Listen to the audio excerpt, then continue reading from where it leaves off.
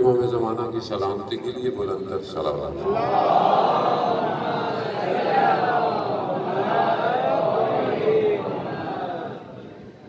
لا حول ولا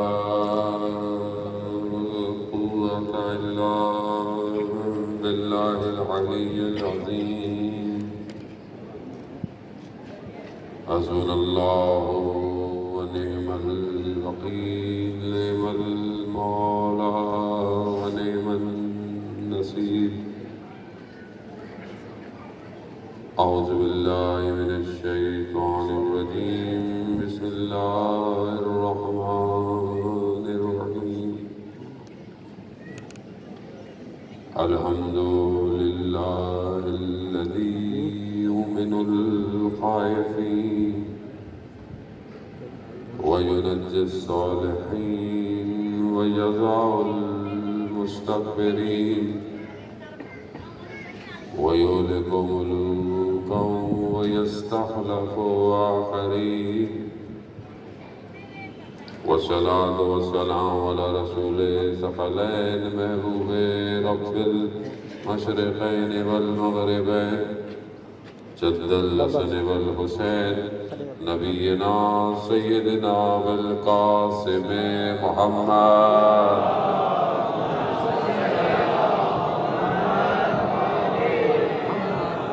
وعلى آله الطيبين الطاهرين المعصومين، لا سيما بقية الله في الأرضين، روحي وأرواحنا لتراب مقدمه الفداء، ولعنة الله على أعدائهم أجمعين۔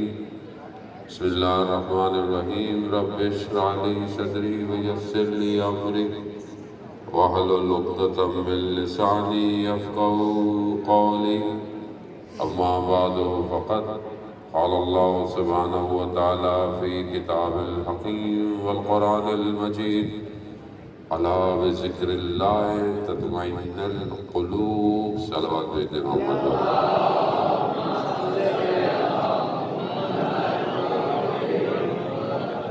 عزاداران سید الشہداء، ایام عزا، ماہ سفر، لٹا ہوا کارواں شام میں مقام قدم گاہ مولا علی، مولا کو ان کے بچوں کا پرسہ دینے کے لیے یہاں آئے ہیں۔ عزاداران محترم، پروردگار نے انسان کو خلق کیا اور اسے اپنی بہترین مخلوق قرار دیا، اور اس کے لیے ہدایت کا انتظام بھی اپنے پاس رکھا، اور ہادیوں کو بھی اپنے پاس سے بھیجتا رہا۔ کیوں خدا نے ایسا کیا؟ خدا تو خالق ہے، خدا انسان کو اتنا کچھ دے دیتا ایسے ہدایت کی ضرورت نہ ہوتی، لیکن خدا قرآن میں خود بتا رہا ہے، الذی خلق الموت والحیات، میں نے موت اور حیات کو خلق اس لیے کیا تاکہ میں دیکھوں تم میں احسن عمل کس کا ہے۔ کیوں؟ پروردگار خدا حدیث قدسی ہے، میں نے تمام مخلوقات کو بنی آدم تمہارے لیے خلق کیا، مگر تمہیں میں نے اپنے لیے خلق کیا ہے۔ ظاہر ہے جس چیز کو خدا نے اپنے لیے خلق کیا ہے اس کو آزمائش میں بھی ڈالے گا، امتحان میں بھی ڈالے گا۔ ہدایت آسان نہیں ہے، ہدایت آسان ہوتی تو 1,24,000 نہیں آتے، 100,000 سے کام چل جاتا۔ مشکل یہ تھی کہ اللہ نے انسان کو اختیار دیا، اچھے برے کی تمیز سکھا دی، آگے اس کے پر پیغام پہنچا دیا، باقی اس کی اپنی مرضی۔ ہمارے پاس اختیار ہے، اختیار۔ خدا چاہتا تو جبر کے ساتھ بھی ہمیں ہدایت کی طرف لے کے آتا، نہیں لے کے آیا، اختیار دیا، تمہاری مرضی ہے۔ پروردگار مالک تو تو ہے، خالق تو ہے، ہر چیز پہ قدرت تیری ہے، علم تیرا ہے جس نے احاطہ کیا ہوا ہے، پھر بھی اختیار مجھے دیا؟ کہاں اختیار تمہیں دیا؟ کتنا اختیار دیا؟ کسی نے پوچھا مولا متقیان حضرت علی ابن ابی طالب سے، اللہم صلی علی محمد، کہا مولا انسان کو اللہ نے کتنا اختیار دیا؟ کون بتائے؟ پبلک سوال بھی انہی سے پوچھتی تھی، لوگوں کو پتا تھا جواب بھی یہیں سے ملنا ہے۔ کہا مولا اختیار کتنا؟ امام نے کہا ایک ٹانگ کو بلند کرو، بلند کر لی، کہا دوسری بھی کرو، کہا مولا نہیں کر سکتا، گر جاؤں گا، کہا اتنا ہی اختیار ہے، اتنا ہی اختیار ہے عزیزان مولا۔ مگر صرف اتنے سے اختیار میں انسان اتنا متکبر ہو گیا، اللہ کے ولیوں کے مقابلے میں آ گیا۔ ہر چیز خدا دے رہا، اس کے باوجود انسان تکبر کے لبادے میں اللہ کے ولیوں کے مقابلے میں آ گیا۔ نتیجہ قرآن بتا رہا ہے کون کون اللہ کے ولیوں کے مقابلے میں آیا۔ جہاں اللہ انبیاء کا ذکر کر رہا ہے وہاں ان کا بھی ذکر کر رہا ہے جو مقابلے میں آئے۔ کہیں فرعون آیا، کہیں شداد آیا، کہیں نمرود آیا، کہیں حامان آیا، کہیں قارون آیا، ہر چیز۔ اور یہ لوگ نہیں تھے، قرآن جو ان کا ذکر کر رہا ہے، قرآن دیکھیں ہدایت کی کتاب ہے۔ بہت سارے بچے کہتے ہیں مولانا صاحب اللہ نے صرف 25 انبیاءوں کا ذکر کیا، باقی انبیاء کہاں گئے؟ قرآن ہدایت کی کتاب ہے، تاریخ کی کتاب نہیں ہے۔ ہر چیز نبی تلی ہے اس کے اندر۔ ایک آیت کے 70 باطن ہیں، ایک آیت کی ہر چیز نبی تلی۔ خدا اگر ان کا ذکر کر رہا ہے جو ولیوں کے مقابلے میں آئے تو خدا خواہ ذکر نہیں کر رہا، خدا بتانا چاہ رہا ہے کہ یہ جو سامنے آئے تھے یہ سسٹم ہے، یہ نظام ہے، یہ پھر آئیں گے۔ فرعون سسٹم ہے، فرعون صرف شخص نہیں تھا۔ قرآن بتا رہا ہے فرعون کیا کرتا تھا، قید کرتا تھا، بچوں کو مار دیتا تھا، ظلم و ستم کرتا۔ سسٹم ہے، انا ربکم الاعلی، میں ہوں سب سے بڑا۔ فرعونیت ایسے حاصل نہیں ہو جاتی، مال اور دولت اور ہر چیز، اور اس کے بعد اختیار انسان کو مل جائے، اس کے بعد انسان کہتا ہے کہ بس اب تو میرے پاس ہے سب کچھ، میں جسے چاہوں بٹھاؤں، جسے چاہوں کھڑا کروں۔ فرعونیت سسٹم ہے، سسٹم۔ آج یہ سسٹم کہاں ہے؟ قرآن مردوں کے ثواب کے لیے نہیں ہے عزیزان محترم، قرآن زندوں کی ہدایت کے لیے آیا ہے۔ قرآن جب ذکر کر رہا ہے بنی اسرائیل کے واقعات ایسے نہیں کر رہا، سب سے زیادہ بنی اسرائیل کا تذکرہ، سب سے زیادہ حضرت موسیٰ کا تذکرہ۔ کیا ہے ہمارے لیے؟ خدا کہہ رہا ہے نظام ہے، سسٹم ہے۔ فرعونیت نظام ہے، اپنے آپ کو سب کچھ سمجھنا، ہر چیز اپنے اختیار میں رکھنا، یہی چیز آج دنیا کو تباہ کر رہی ہے۔ تو کون کھڑا ہوگا اس فرعونیت کو؟ اللہ دکھا رہا ہے جتنا بھی بڑا ہو جائے، جو اپنے آپ کو رب کہنے لگ جائے معاذ اللہ۔ اور جب حضرت موسیٰ گئے تبلیغ کرنے تو فرعون نے کیا کہا؟ کس نے کہا؟ کہا مجھے رب العالمین، کہا میں بھی تو رب ہوں، کہا وہ رب المغربین و مشرقین ہے۔ اس کے باوجود فرعون نہیں سمجھا، حضرت موسیٰ کا پیچھا کیا، بنی اسرائیل کو جب لے کر بھاگے، آزاد کر کر لے کر نکلے، پیدل تھے، یہ سواریوں پر تھے، پہنچ گئے، سامنے دریا تھا، پیچھے فرعون، درمیان میں بنی اسرائیل۔ حضرت موسیٰ سے کہا پھنس گئے، اسے تو بہتر تھا موسیٰ فرعون کے شکنجے میں رہتے ہم۔ پروردگار نے جناب موسیٰ کو وحی بھیجی، موسیٰ ان سے کہہ دو میرا رب میرے ساتھ ہے، میرا رب میرے ساتھ ہے۔ عصا کو پانی میں مارا، راستہ بن گیا۔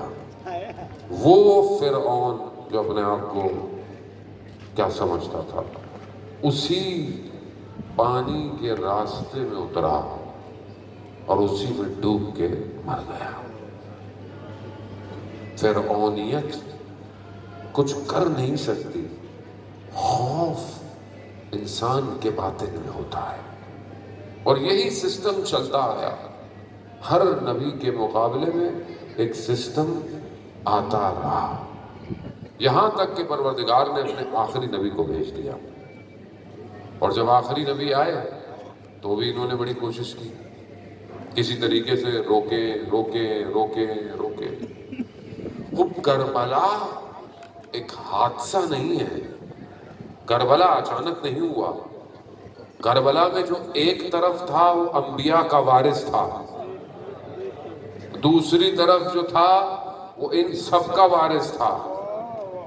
یہ ٹکراؤ اتنا آسان نہیں تھا، یہ دو قوتوں کا ٹکراؤ تھا۔ اسی وجہ سے تو آج تک اس کا ارتعاش کائنات میں گونج رہا ہے۔ کوئی چھوٹی چیز نہیں تھی یہ کربلا، کہ نہیں امام حسین تھے آ گئے، فلانا تھا، دو شہزادوں کی جنگ تھی، امام کو حکومت نہیں چاہیے تھی۔ جسے عالم سجدہ کرے اسے کون سی حکومت چاہیے؟ لبیک یا حسین، لبیک یا حسین، لبیک یا حسین، لبیک یا حسین، لبیک یا حسین، لبیک یا سلیمان نعرہ حیدری۔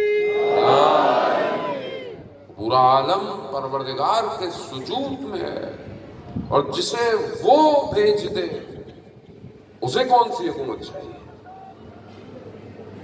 عزیزان محترم، خوب سمجھنے کی کوشش، جب تک یہ نظام سمجھ میں نہیں آئے گا ہم آج ایسے ہی رہیں گے، ہم بٹے رہیں گے، تفرقوں میں رہیں گے، امت نہیں بن پائیں گے، اور نہ ہی کچھ کر پائیں گے اس کے لیے جو ان سب کا وارث آنے والا ہے۔ وہ بھی سمجھنا ضروری ہے کہ وہ انبیاءوں کا وارث، جب آخری نبی آئے انہوں نے پوری کوشش کی کہ ان کو بھی روکے، کسی طریقے سے روکے، حکومت دے دیں، فلانا دے دیں، ہر کام کر لیا، مگر رسول خدا ایک قدم پیچھے نہیں ہٹے۔ میرے دائیں ہاتھ پہ سورج رکھ دو، میرے بائیں ہاتھ پہ چاند رکھ دو۔ اپنے چچا سے کہا کہ میں ایک قدم بھی پیچھے نہیں ہٹوں گا۔ مگر جب یہ مایوس ہو گئے تو بیٹھے ہوئے، ایسے میں پھر وہی شیطان آیا جو حضرت یوسف کے بھائیوں کے پاس آیا تھا، کہا مار دو، مار دے۔ ان کو بھی یہ کہا تھا نا کہ بھائی کو مار دو، کہا کیسے ماریں؟ کہا لے جاؤ، کہا کیسے لے جائیں، ہمارے باپ تو میرے بھائی کو چھوڑتے ہی نہیں ہے، کہا بہانے سے لے جاؤ۔ ساری پلاننگ شیطان کی ہے، سب اسی پلاننگ ہے شیطان کی، لیکن وہ اپنا پلان کر رہا ہے۔ اس نے فرعون کو بھی بتایا ایک بچہ پیدا ہونے والا ہے، اس نے سارے بچوں کو مارنا شروع کر دیا۔ اس کا پلان تھا، ایک اللہ کا پلان تھا کہ موسیٰ کو فرعون ہی کے محل میں پیدا کروں گا، اسی کے محل میں پرورش دوں گا، اللہ کا پلان تھا۔ حضرت یوسف کے بھائی پھینک کر چلے گئے، ختم ہو گیا، نہیں، وہ ان کا پلان تھا، ایک اللہ کا پلان تھا، میں یوسف کو عزیز مصر بنا دوں گا۔ انہوں نے بھی پلان، شیطان آیا اپنا تو پورا پلان لے کر آیا کہ بھائی مار دو۔ کہا کیسے مارے؟ بنی ہاشم بڑا قبیلہ ہے، کہا سارے قبیلوں سے ایک ایک جمع کرو اور گھر پہ حملہ کر دو۔ تیار ہو گئے، وقت طے ہوا، رات کی تاریکی، گھر میں کودے، دیکھا کہ رسول خدا کے بستر پہ سو رہے ہیں۔ اب یہ پوری پلاننگ سے آئے، لیکن انہیں نہیں پتا تھا کہ اللہ نے نیا پلان بنایا ہوا ہے۔ انہوں نے جیسے ہی کپڑا ہٹایا تو نیچے قیامت تک کے لیے ایک نیا سسٹم، ولایت کا نظام، قیامت تک کے لیے۔ یا شخص نہیں سو رہا، ایک نظام ہے جو آ رہا ہے، اور قیامت تک کے لیے شیطان کو بتا دیا کہ اب اگر تم دین کے مقابلے میں آئے تو پھر علی آئے گا، یا علی کی اولاد آئے گی، یا علی کے ماننے والے آئیں گے۔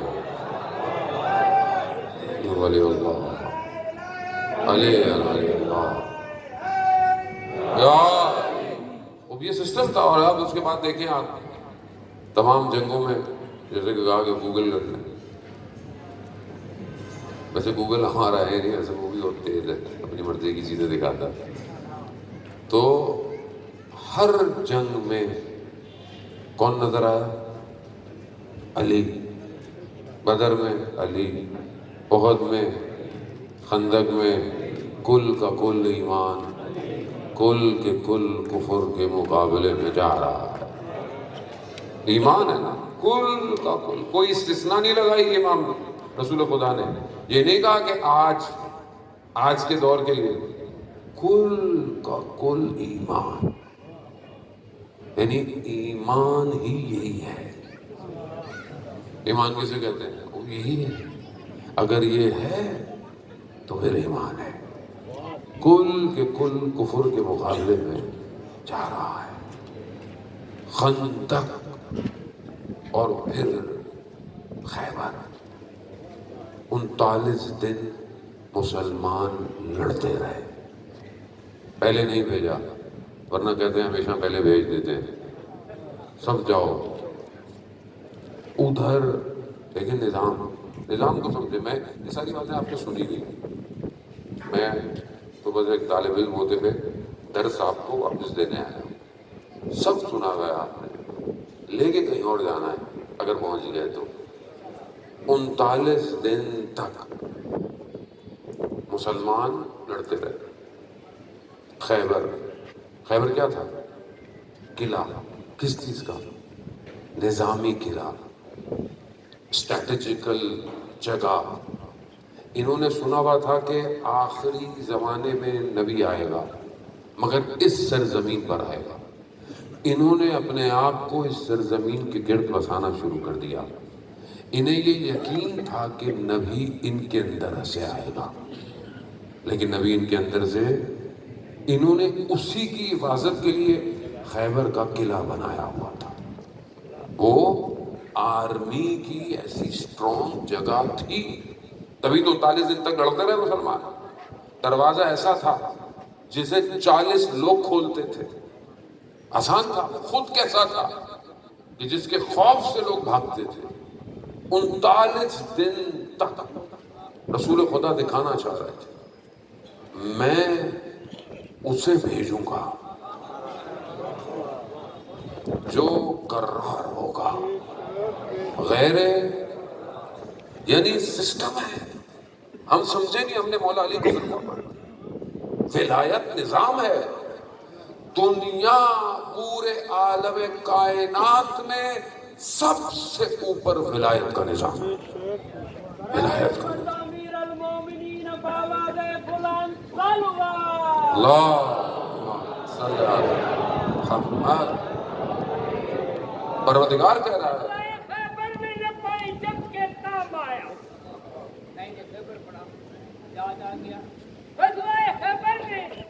کوئی جب کے کام آیا, رسول پاک کے لب پر علی کا نام آیا. ادھر زبان علی اور ادھر امام آیا کہ جن کا کام ہے بگڑی سنوارتے رہنا. قدم قدم قدم قدم قدم پہ علی کو پکارتے رہنا.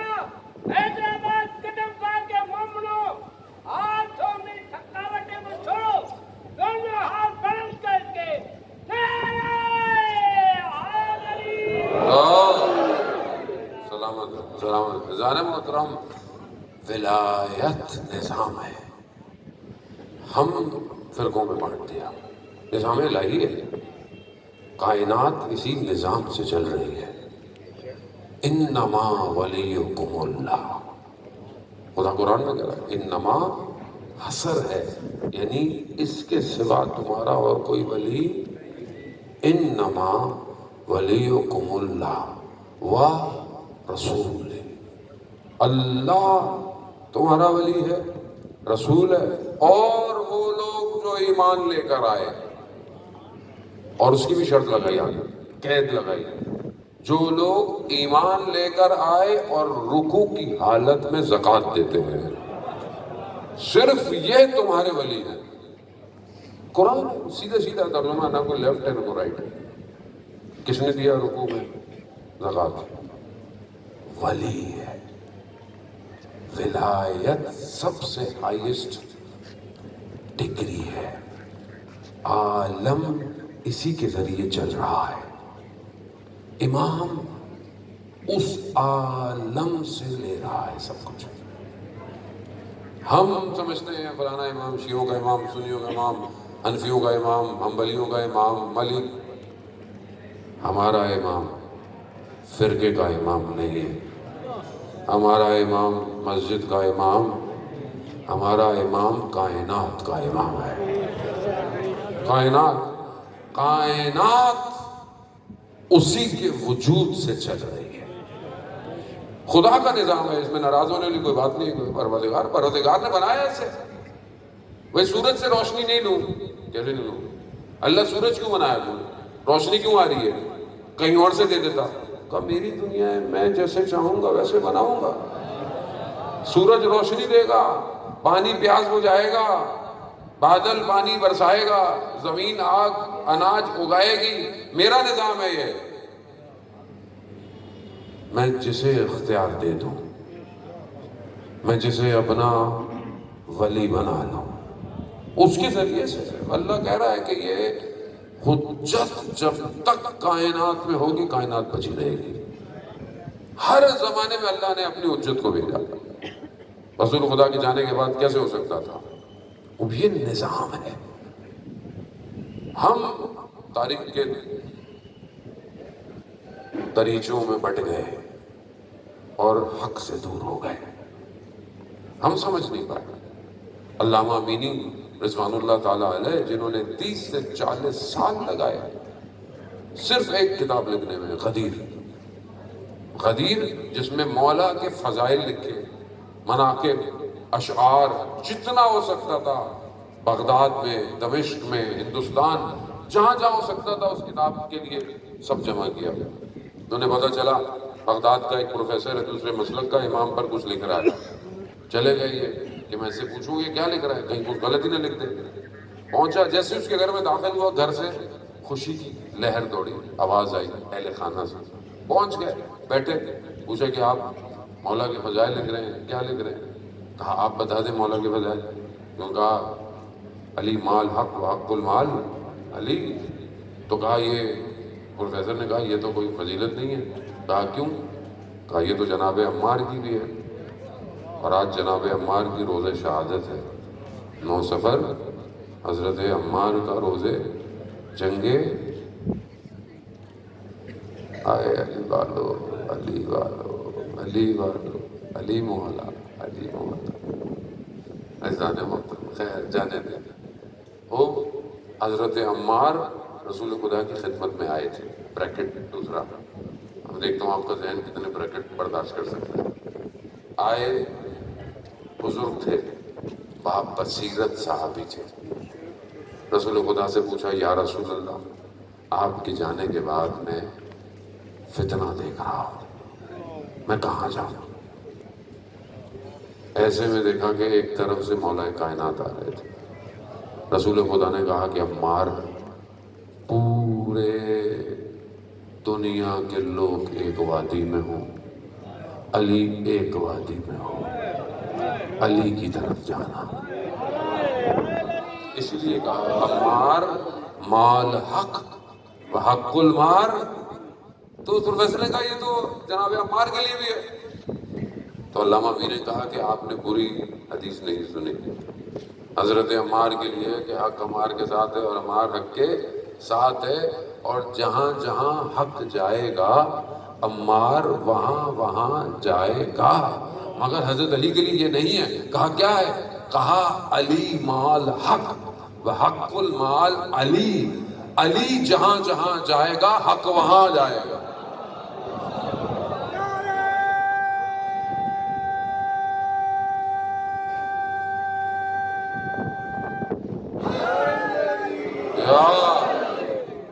جہاں علی جائے گا حق وہاں جائے گا. وہ پروفیسر کھڑا ہو گیا. کہا کھڑے کیوں گئے؟ کہا آپ نے بات ہی ایسی کر دی. علامہ امینی کو جب یقین ہو گیا کہ اب یہ غلط نہیں لکھے گا تو جانے لگے. کہا لیکن میں جب آپ کے گھر آیا تھا تو آپ کے گھر سے خوشی کی لہر، خیریت؟ کہا کہ وہ میری بیٹی مریض ہے اور آپ ظاہر لباس میں آئے تو ہمارے بھی مولانا ایسے ہی آتے ہیں تو وہ سمجھے کہ وہ آئے ہیں، کیونکہ جب وہ آتے ہیں تو کچھ لکھ کے دیتے ہیں دعا، تو یہ بچی کچھ دن ہماری ٹھیک ہو جاتی ہے، تو وہ خوش ہو گئے کہ مولانا آیا۔ تو علامہ امینی نے کہا اگر میں کچھ لکھ کے دے دوں؟ کہا ہاں دے دیں۔ کچھ پرچے پہ لکھا انہوں نے، تعویذ سا بنایا، دے دیا۔ بعد میں پتہ چلا بچی بالکل ٹھیک ہو گئی، اس کی بیماری بالکل۔ تو کہا کسی نے علامہ سے، علامہ آپ نے کیا لکھ کے دیا تھا؟ کہا میں نے تو کچھ نہیں لکھا تھا، صرف علی لکھا تھا، صرف علی۔ اللہ اکبر۔ وائس آف ہیومن جسٹس، عدالت انسانی کی آواز علی۔ کیسے لکھی؟ 200 دفعہ نہج البلاغہ پڑھا، 200 دفعہ۔ 200 دفعہ پڑھنے کے بعد کیا کہتا ہے؟ اگر میں امام علی کو حضرت عیسیٰ سے افضل کہوں تو میرا دین مجھے اجازت، لیکن اگر میں حضرت عیسیٰ کو امام علی سے افضل کہوں تو میرا ضمیر مجھے اجازت نہیں دیتا۔ 200 دفعہ نہج البلاغہ پڑھی ہے زانے محترم، 200 دفعہ قدم مولا علی پہ بیٹھے ہوئے ہیں۔ اللہ کی قسم کہیں اور ہوتا تو نہیں بولتا۔ روز محشر مجھے بھی جواب دینا ہے، ہم نے اپنی زندگی میں کتنی دفعہ نہج البلاغہ پڑھا، کھولا، خطبے کتنے، نامے کتنے، لیٹر، حکمتیں کتنی۔ ظلم اپنے اوپر ہے۔ انی کنت من الظالمین، میں ظلم کر رہا ہوں، اپنی زندگی بغیر مولا کے قول کے گزار کی۔ مولا نہج البلاغہ میں فرماتے ہیں کہ جب دنیا تمہاری طرف پلٹ رہی ہو، یعنی تمہاری فیور میں ہو نا، تو دوسروں کی خوبیاں بھی تمہیں مل جاتی ہیں۔ قول مولا کا غور سنیے گا، جب دنیا تمہاری طرف ہو تو دوسروں کی خوبیاں بھی تمہیں مل جاتی ہیں، اور یہی دنیا تم سے رخ موڑ لے تو تمہاری خوبیاں اپنی بھی ختم ہو جاتی ہیں، ختم ہو جاتی ہیں۔ آج ہوا تمہاری طرف چل رہی ہے، آج سلام بھی ہے، دوسروں کے حصے کی نیکیاں بھی آپ کے نام لگ گئی۔ جہاں دنیا نے رخ موڑ لیا، آپ کی اپنی نیکیاں بھی کوئی یاد نہیں کرے گا۔ قال امیر المومنین ہے، زندگی ایسے گزارو، وہ مولا کا قول ہے کہ ایسے زندہ رہو کہ لوگ تم سے ملنا چاہیں۔ خالد الناس، اور ایسے زندہ رہو کہ لوگ تم سے ملنا چاہیں، اور جب مر جاؤ تو لوگ تم پہ گریہ کریں۔ اور ایسی زندگی ہے ہماری۔ اور یہ جب تک ہماری زندگی میں اذان محترم نہیں آئے گا تو کیسے آئے گا؟ ہم کس کا انتظار کر رہے ہیں؟ اس کا جو غیبت کے پردے میں ہے، اسی کا انتظار کر رہے ہیں نا۔ وہ آئے گا انشاءاللہ، اللہ کا وعدہ ہے، چاہے سنی ہو چاہے شیعہ ہو، سب کے عقیدے میں وہ آئے گا۔ اللہم صلی علی محمد، وہ آئے گا، چاہے سنی ہو چاہے شیعہ ہو۔ کوئی کہتے ہیں غیبت میں ہے، کوئی کہتے ہیں پیدا ہوگا، کوئی فرق نہیں پڑتا، آنا تو اس نے ہے۔ وہ جو آئے گا وہ کون سی حکومت لائے گا؟ کون سی حکومت ہوگی؟ اول و محمد، اوسط و محمد، آخر و وہی محمد، وہی حکومت ہوگی۔ کہاں ہوگی؟ اگر آج میری زندگی میں امام کے قول نہیں ہے تو میری زندگی کس پہ گزر رہی ہے؟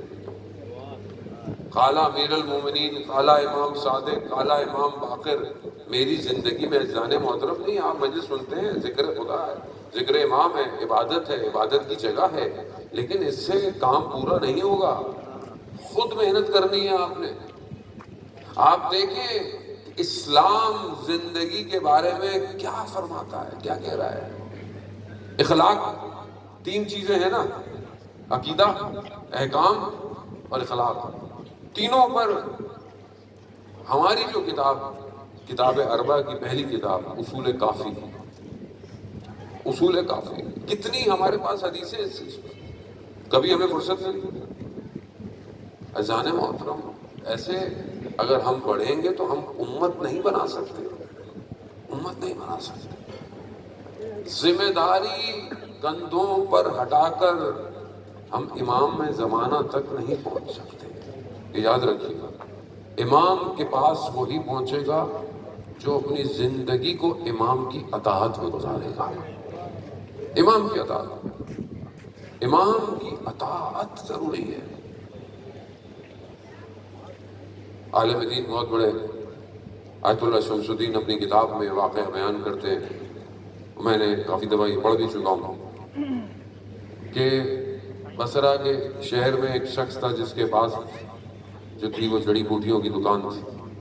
دو لوگ اس کی خدمت میں آئے اور کہا کہ ہمیں کافور اور سدر دے دو۔ کافور سدر کیوں چاہیے ہوتا ہے؟ جب کسی کا انتقال ہو جائے تو اسے 3 پانیوں سے غسل دیا جاتا ہے، کافور کے پانی سے، سدر یعنی بیری کا جو پاؤڈر ہوتا ہے اس سے، اور صاف پانی سے، 3 غسل دیے جاتے ہیں۔ کہا کہ ہمیں کافور سدر دے دو۔ اس شخص نے ان 2 لوگوں کو دیکھا تو دیکھا کہ ان کا حلیہ یہاں کا نہیں ہے، ان کا لہجہ یہاں کا۔ کہا آپ کا طور طریقہ بہت مہذب ہے، آپ کہاں سے آئے؟ کہا تمہیں اس سے کیا، تم کافر سے دے دو۔ بہت اصرار کیا اس نے، تو انہوں نے کہا کہ ہم امام زمانہ کے ساتھ ہوتے ہیں، ہمارے ایک ساتھی کا انتقال ہو گیا ہے اور ہمیں تمہارے پاس بھیجا ہے کہ تم سے کافور اور صدر لے لیں۔ اب جب اس نے یہ سنا کہ یہ تو امام کے پاس ہے، ان کے پاؤں پڑ گیا، کہا مجھے بھی امام سے ملنا ہے۔ بہت اصرار، کہا ہمیں اجازت نہیں ہے، ہمیں اتنی اجازت، کہا نہیں، بہت اصرار کیا تو انہوں نے کہا کہ ایک شرط پہ ہم تمہیں لے جائیں گے، لے جائیں گے، اگر امام نے خود ملنا چاہا تو ملوا دیں گے، ورنہ، کہا ٹھیک ہے مجھے قبول ہے۔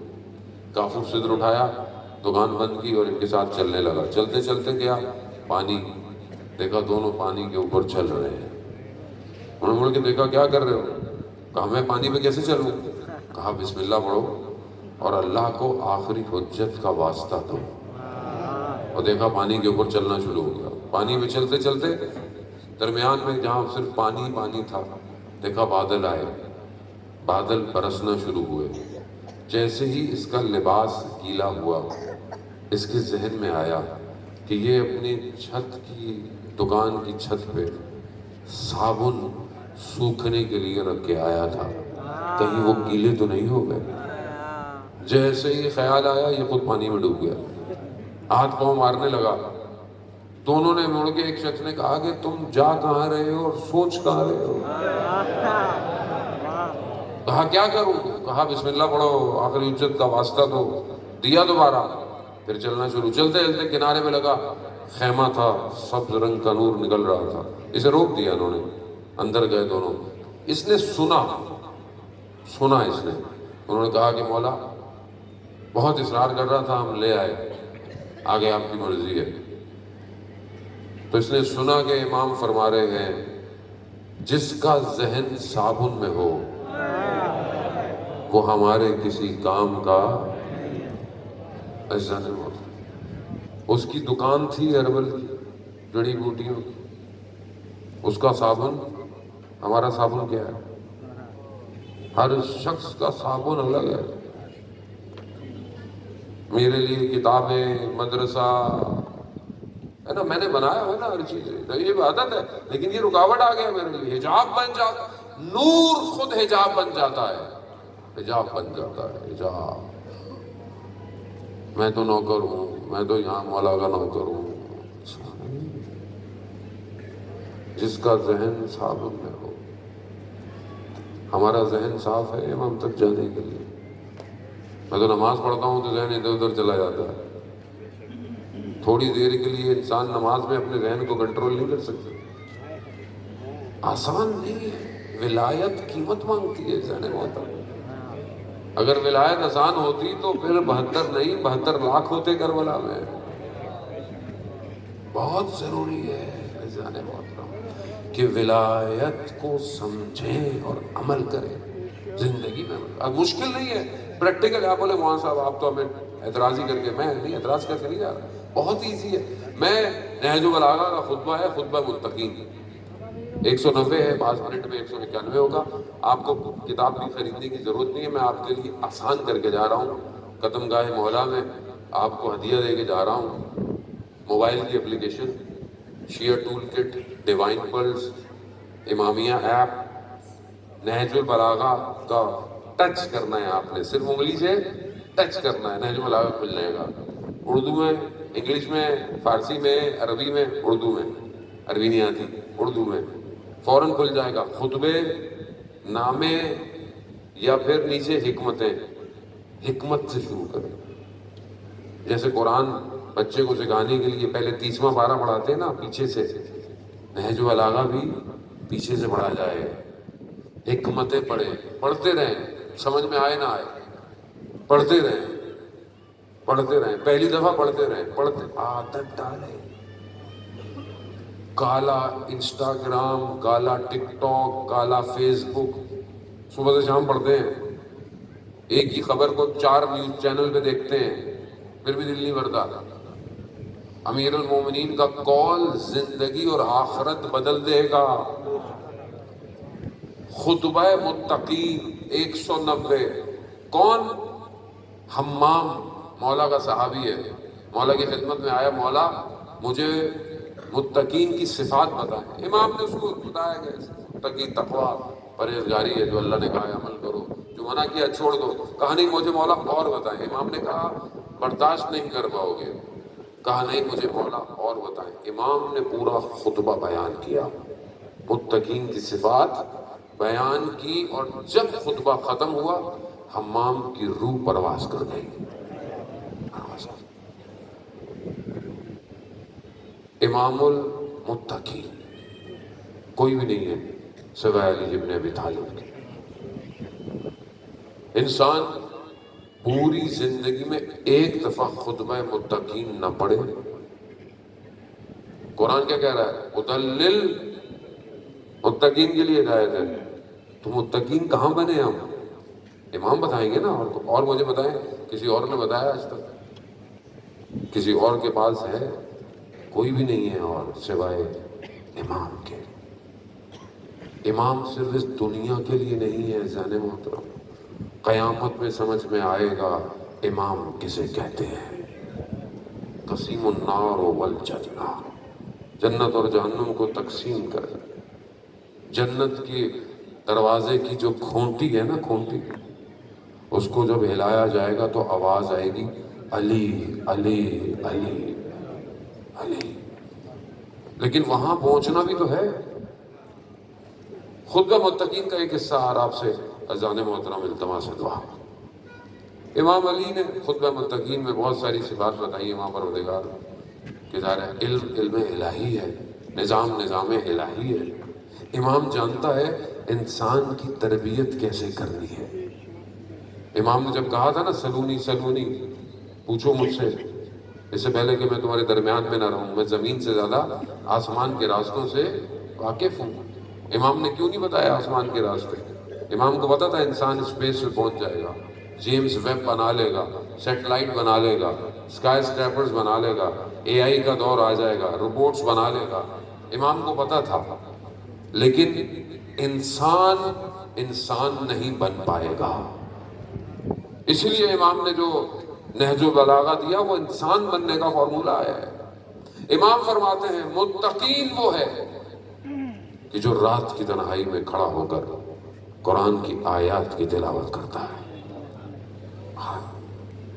اور جب جنت کی آیتوں پر پہنچتا ہے تو بالکل ایسے جیسے خود جنت کے نظاروں کو دیکھ رہا ہے، اور جب جہنم کی آیات دیکھتا ہے تو اسے جہنمیوں کا شور سنائی دیتا ہے۔ اور اگر خدا نے اس کی موت کا دن مقرر نہ کیا ہوتا تو اس کی روح ایک لمحے کے لیے اس کے بدن میں نہ رہتی. متقی اذان محترم کب بنے گے متقی؟ کس کے لیے امام نے یہ خطبہ کہا ہے؟ ہمارے لیے کہا ہے.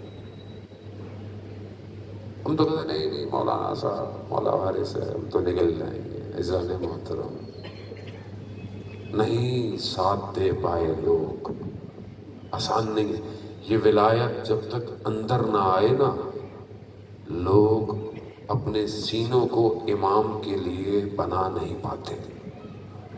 وہ ایک خطیب جو مجلس پڑھتا تھا کہتا تھا ہم بھی کربلا میں ہوتے تو ہم بھی یہ کر لیتے ہم بھی وہ کر لیتے.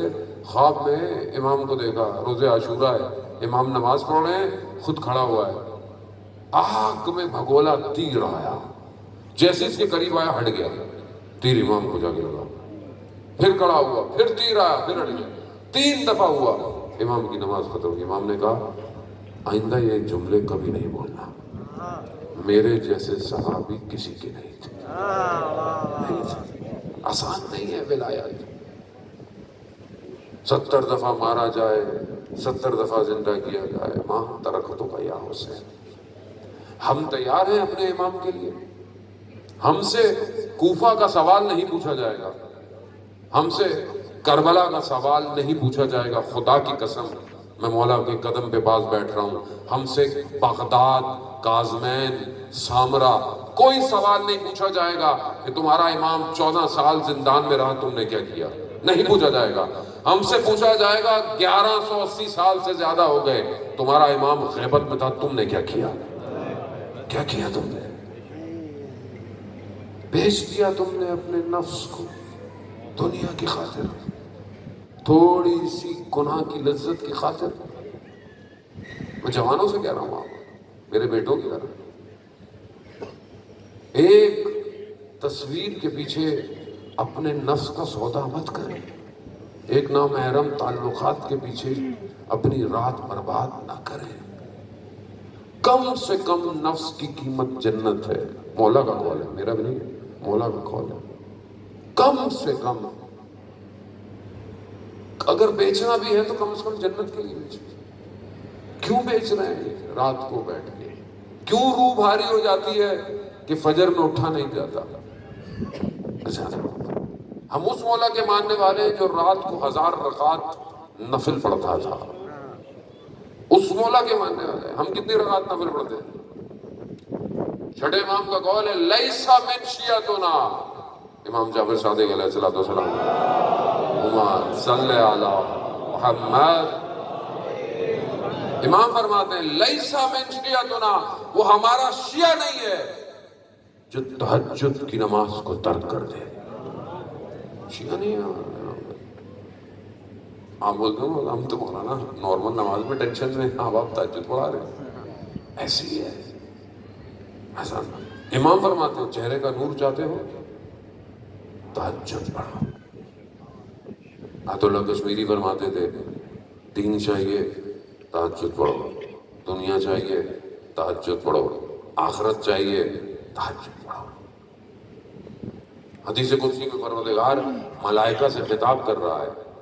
ملائکہ گواہ رہنا میرا بندہ جب رات کی نیند میں میرے لیے نوافل کے لیے کھڑا ہو اور اس کی تھوڑی نیند کی وجہ سے اس کے سینے سے ٹکرائے گواہ رہنا میں نے اس کی تمام حاجتوں کو قبول کر لیا.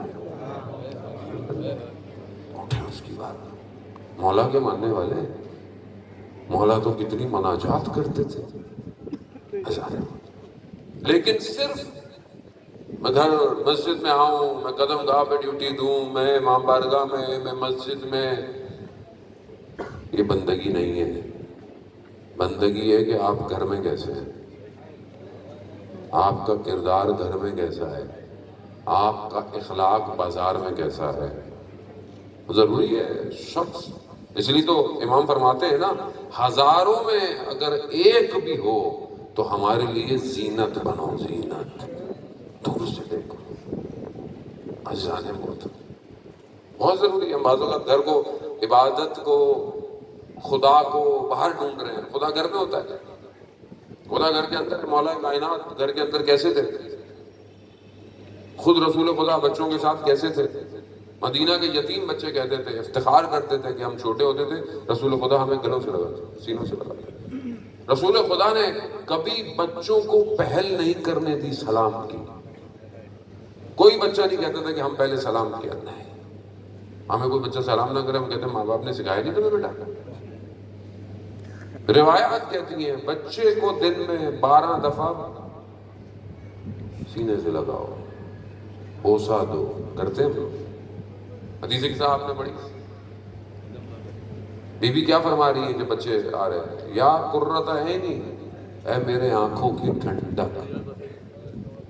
ہم اپنے بچوں کو بولتے ہیں آنکھوں کی ٹھنڈک، تو ہم کس کی اطاعت کر رہے ہیں؟ کون کس کو مانتے ہیں؟ پھر ہم کس کو مانتے ہیں؟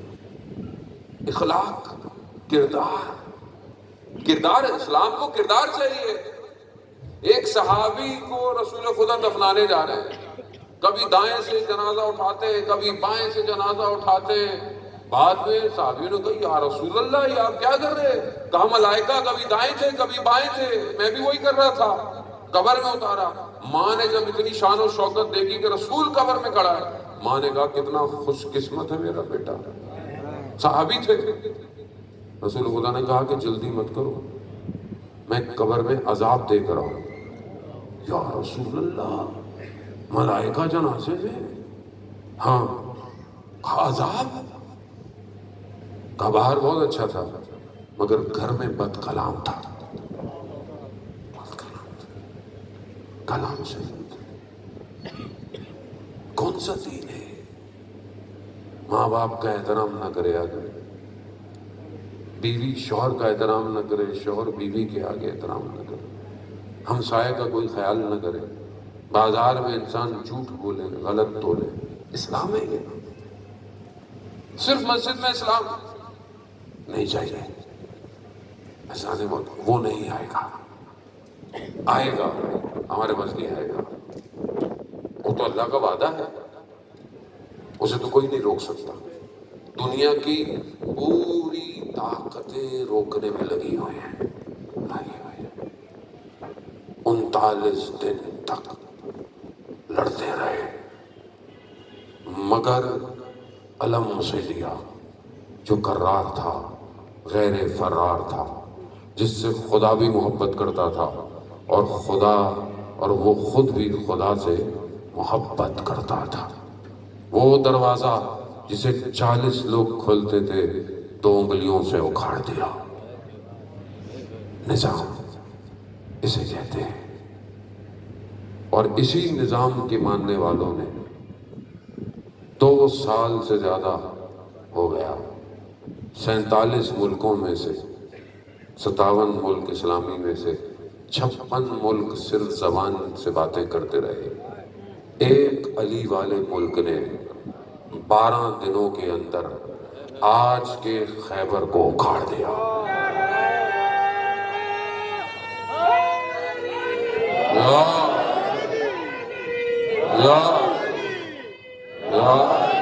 اکھاڑ دیا۔ نظام ہے یہ، لوگ اسی نظام سے گھبراتے تھے۔ علی جہاں ہو وہاں نظام ہوتا ہے۔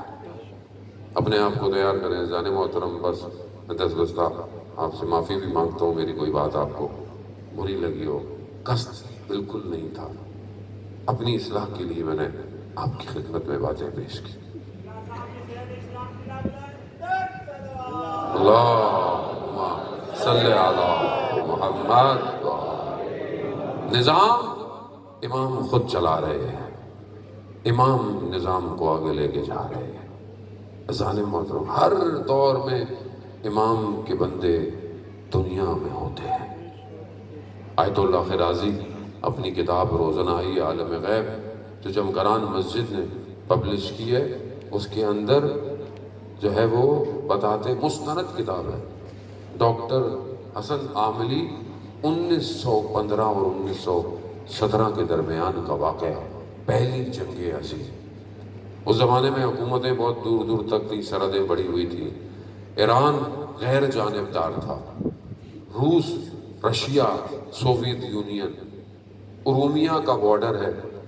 وہ ڈاکٹر حسن سرجن کہا میری ڈیوٹی لگائی گئی ارومیہ کے بارڈر پہ. 4000 کا لشکر ہمیں دیا گیا کہ کہیں رشیا اندر نہ داخل ہو. کہا ایک رات میں کیمپ میں بیٹھا تو کچھ لوگ ایک لکڑی ایسے جیسے کوئی اسٹریچر ہوتی ہے ایک بدن لے کر آئے. میں سمجھا کہ میت ہوگی لیکن دیکھا کہ شخص زندہ تھا. اس نے کہا مجھے کہ میرے گولی لگ گئی ہے, اس کو نکالو. میں نے کہا میرے پاس اتنا چیزیں نہیں ہیں تمہیں بے ہوش کرنے کے لیے. کہا تمہارے پاس چاقو ہے؟ کہا سوئی دھاگا ہے؟ کہا بس کافی ہے. کہا بس کاٹو اور نکالو. کہا تمہیں بیٹھنا پڑے گا. کہا بیٹھ گیا پیٹھ پیچھے کر کے. میں نے اس کو جیسے ہی کاٹا دیکھا کہ وہ کوئی ذکر کر رہا ہے اور اس کے ذکر کی وجہ سے اس سے چہرے سے نور زمین پر آ رہا ہے. اسے کوئی درد نہ ہوا. میں نے نکالا, سب کیا. جب اسے لٹایا تو میں نے پوچھا کہ تمہیں تکلیف نہیں ہوئی, ماجرا کیا ہے؟ کہا تم نے نہیں سنا کہ جب مولا کائنات کو جنگوں میں تیر لگتا تھا تو امام جب عبادت میں کھڑے ہوتے تھے تو تیر نکالے جاتے تھے. کہا بس ہم ان کے ماننے والے ہیں. ذکر کر رہا تھا. تھوڑی دیر بعد جو ہیڈ تھا اس نے کہا ڈاکٹر کو کہ فوج روس کی داخل ہو رہی ہے, ہمیں بغیر بتائے فوجیوں کو پیچھے کرنا پڑے گا کہیں ہلچل نہ مچ جائے. صرف ڈاکٹر کو کہا کسی کو بتانا نہیں, ٹیکنیکل پیچھے ہوں گے. اس نے کہا کہ چلو یہ شخص تھوڑا مختلف لگتا ہے, اس کو بتا. اس کو بتایا. اس نے کہا نہیں ایسا نہیں ہوگا, وہ پیچھے چلی جائے گی فوج, یا ہو سکتا ہے ابھی تک جا بھی چکی ہو. جب یہ بات افسر کو بتائی تو کہا اس کو کیا پتا, اس کو کیا ہے, مجھے تو جاسوسوں نے خبر دی ہے. تھوڑی دیر بعد جاسوسوں نے خبر دی کہ فوج پیچھے چلی گئی. اب ڈاکٹر کہتا ہے کہ میں یقین کر گیا کہ یہ عام آدمی نہیں ہے, نہ درد ہو رہا ہے, خبر بھی اس کے پاس ہے. میں نے پوچھا تم کون ہو؟ تو کہتا ہے کہ میں امام کے ساتھ ہوتا ہوں اور ہر جگہ امام نے شیعوں کی حفاظت کے لیے بندوں کو رکھا ہوا ہے اور یہاں میری ڈیوٹی ہے اور ہمیں موت آتی ہے اور پھر اس کے بعد کسی اور کا انتخاب ہو جاتا ہے. آج بھی 313 تو امام کے وہ ہیں جو سرباز ہوں گے, لیکن ابھی بھی ایک دائرہ ہے جو امام کے گرد ہے اور پوری دنیا میں پھیلے ہوئے ہیں. ہم کبھی امام کو پکارتے ہیں اور کبھی کبھی ہماری مدد ہو جاتی ہے. ضروری نہیں ہر مدد کرنے کے لیے امام آئے, امام کسی کو بھیج دیتے ہیں. یقین اللہ جل اللہ جل اللہ جل اللہ جل یا علی یا علی یا علی. اذان محترم, بس اس سے زیادہ میں آپ کو, رات کا وقت ہے مجھے بھی جانا ہے. اذان محترم, من اماموں کا سوال کیا جائے گا اور جو اپنے زمانے کے امام کو نہیں پہچانا وہ جہالت کی موت مرا ہے. کربلا میں جو لوگ امام کے ساتھ تھے وہ امام کو پہچان گئے تھے. یہی تو وجہ تھی کہ ان کے وجود میں عشق تھا اور وہ عشق انہیں روک نہ پایا, بدن کے ٹکڑے کرا دیے. عزیزان محترم, صبر کا مہینہ ہے اور مصیبت بہت بڑی ہے. بہت دل پریشان ہے, 40 کا راستہ بند ہو گیا ہے. یقیناً سخت ہے. عشق مولا کا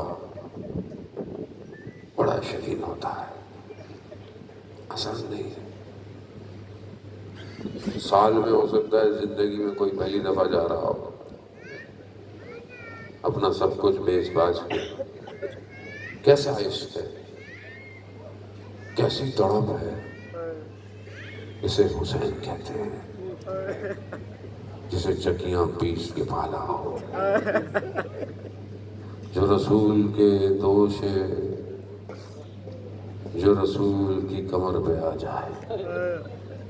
اسے حسین کہتے ہیں. اسے دنیا نہیں سمجھ سکتی کہ یہ لوگ تڑپ کیوں رہے ہیں،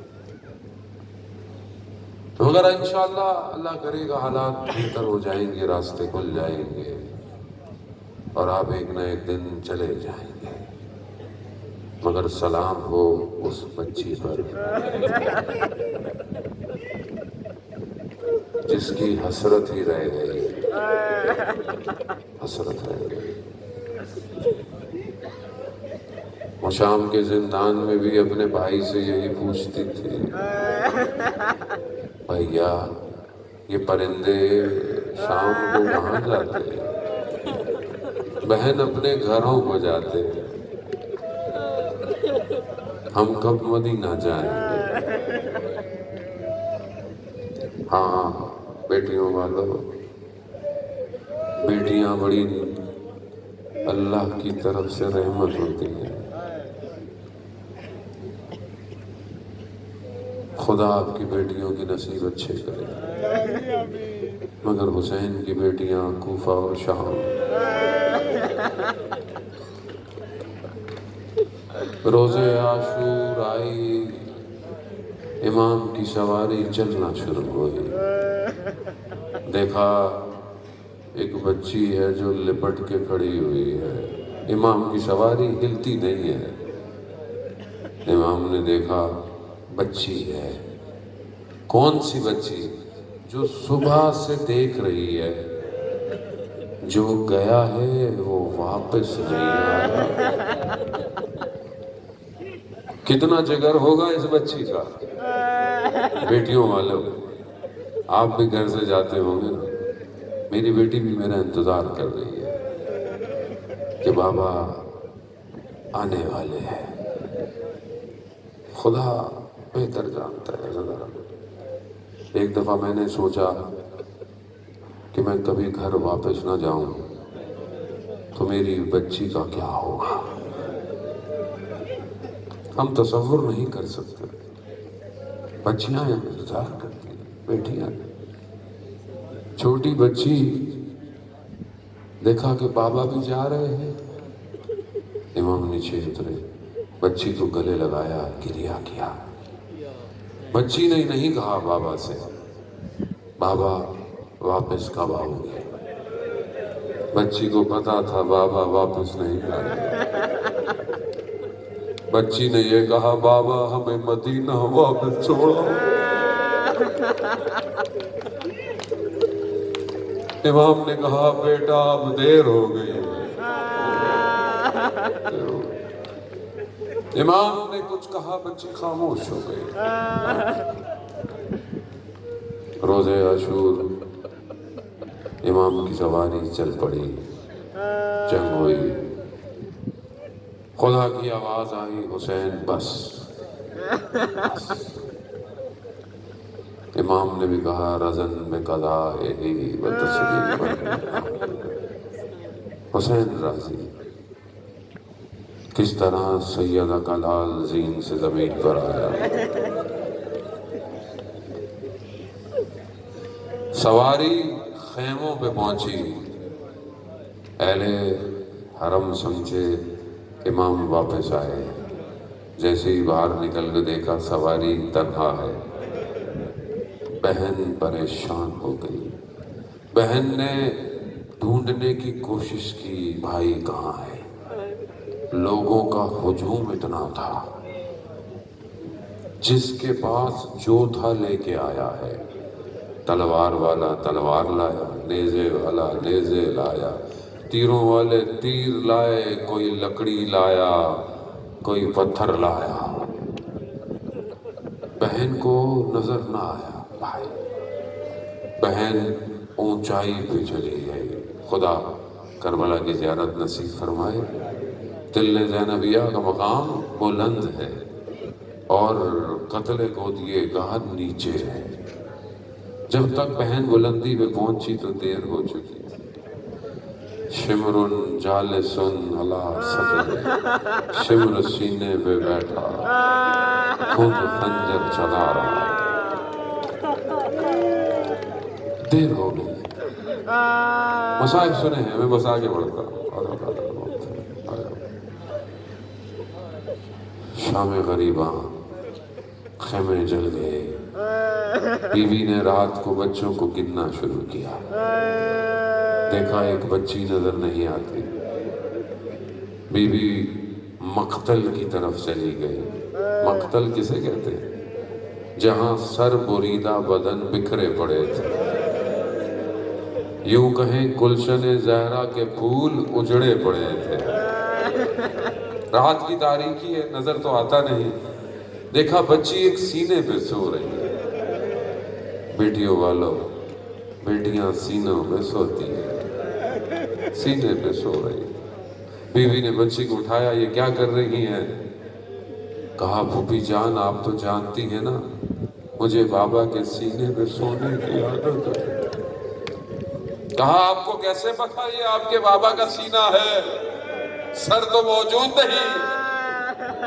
کہا میں بابا بابا کر رہی تھی، دو ہاتھ بلند ہوئے، لیا لیا۔ میں کہوں گا جناب سکینہ آج آخری دفعہ ہے، سینے پہ سو لے، پھر دستے کربلا ہوگی، کوفہ ہوگا، شام کا زندان۔ 11 محرم لٹا ہوا کھارواں مقتل کے پاس سے گزارا گیا۔ رات کو بچی سینے پہ سوئی تھی نا، ذہن میں ہے نا، رات اندھیرا تھا، بچی کو پتا نہیں تھا بابا کا سینہ کیسا ہے۔ 11 محرم کو جب امام سجاد نے اپنے بابا کے بدن کو دیکھا، بی بی زینب نے سواریوں سے نیچے گرا دیا۔ وہ گریہ کیا، وہ بہن کیا بھائی کے بدن پہ، حاضل حسین، یہ حسین ہے جس کے بدن کے اعضاء ٹکڑے ٹکڑے ہوئے، خون جس کے بدن میں غلطیتا ہے، یہ حسین ہے۔ وہ جو بچی رات کو سوئی تھی، وہ اپنی پھوپھی سے پوچھتی ہے، پھوپھی جان یہ کس کا بدن ہے؟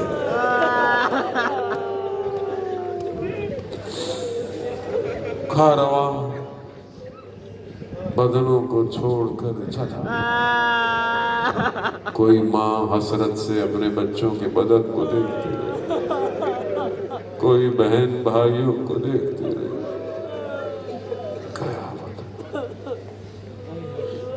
کوفہ سے شام اور پھر شام کا دربار، بہت تیزی سے میں دربار لے آیا، یہ اتنی تیزی سے دربار آئے نہیں تھے۔ مسند پر یزید بیٹھا اور تشت پر امام کا سر رکھا ہوا، ہاتھ میں اس کے چھڑی ہے۔ بچی اپنی پھوپھی کے پیچھے چھپ چھپ کے دیکھ رہی ہے، یہ میرے بابا کے ساتھ کیا کر رہا ہے۔ وہ لب جس پر رسول بوسہ دیتے تھے، ان لبوں پر چھڑی سے اہانت کر رہا ہے۔ بچی سے صبر نہ ہوا۔ عزاداران محترم، بیٹیوں والو، جب گھر سے نکلتے ہیں نا تو سب سے آخر میں چھوٹی بیٹی آتی ہے۔ میرے ساتھ تو ایسا ہی ہے، خدا حافظ بھی کرتی ہے، پھر کہتی ہے رکو میں چھت پہ جا کر دیکھوں، دور تک گاڑی جائے میں دیکھتی رہوں۔ اور جب میں واپس جاتا ہوں سب سے پہلے چھوٹی بیٹی ملتی ہے اور پھر شکایتیں بھی لگاتی ہے، آپ کے جانے کے بعد بابا اماں نے یہ کہا تھا، بھائی نے یہ کہا تھا۔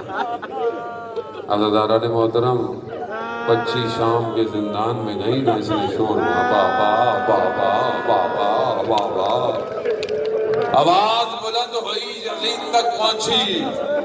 یزید نے کہا شور کیسا؟ کہا بچی بابا بابا۔ کہا جاؤ بچی کو بابا دے دو، کسی بچی کو ایسے باپ نہ ملے۔ اب کیا آیا؟ تشت آیا۔ جیسے ہی کپڑا ہٹانا، بڑے دنوں بعد بابا آیا تھا، خاک میں ہٹی زلفیں تھی، چہرے پر زخموں کے نشان تھے، لبوں پر تازہ چھڑی کے نشان تھے۔ بچی نے بابا کے سر کو اٹھایا، لبوں کو لبوں سے لگایا، بچی شروع ہو گئی، بابا آپ کے جانے کے بعد خیمے جل گئے، بابا دامن جل گیا، بابا پانی مانگتی تھی، تماچے پڑتے تھے، بابا گوشوارے مانگتے میں خود دے دیتی، بابا کرتے کرتے بچی خاموش ہو گئی۔ انا للہ و انا الیہ راجعون۔ ایک طرف سر ہے، ایک طرف بچی ہے۔ میرے مظلوم امام نے اپنی بہن کو شام کے زندان میں اتار دیا۔ اے عزادارو، اے مولا کی اربعین میں تمنا کرنے والوں، تم تو پھر ایک دن چلے جاؤ گے، یہ بچی آج بھی شام کے زندان سے